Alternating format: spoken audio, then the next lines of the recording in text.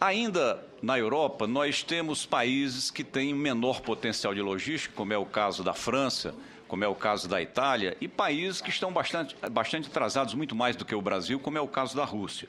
Mas, de um modo geral, o continente europeu conseguiu construir essa plataforma logística que é invejável e que transformou essas economias. No caso da Ásia, é um caso que chama a atenção pela velocidade com que os investimentos foram feitos nos últimos anos. Nós destacamos na Ásia 4 países que são líderes em logística, que é o caso do Japão, o caso da China, da Coreia e de Singapura. É muito interessante observar, senadora Lucavânia, que em relação à China, por exemplo, se nós pegarmos um pouco mais de 10 anos atrás, a lista dos 10 maiores portos do mundo, não havia nenhum porto chinês. Se nós pegarmos hoje a lista dos 10 maiores portos do mundo, 6 deles são chineses.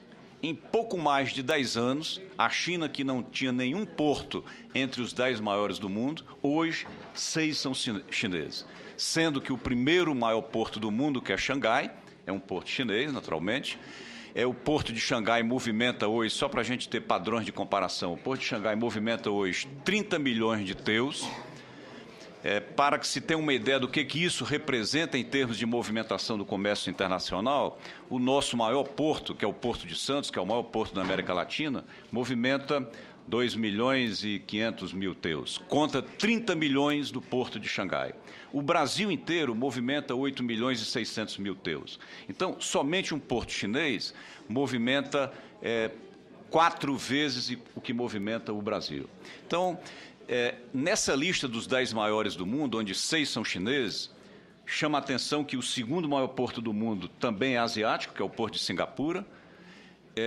Ali no 5º ou 6º lugar está Busan, que é o porto da Coreia do Sul, e está o porto também de Dubai. Somente um porto fora da Ásia, que é o Porto de Roterdã, ocupando a 9ª posição.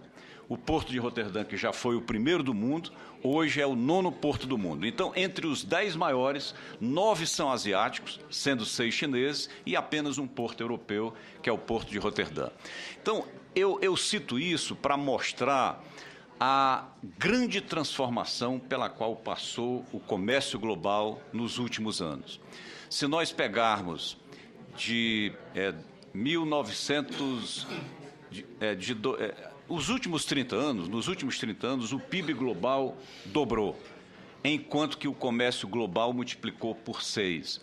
E isso, essa mudança que implicou nessa mudança de logística mundial, traz para o Brasil desafios muito importantes no futuro para que o Brasil se prepare em relação a essa nova realidade do comércio global.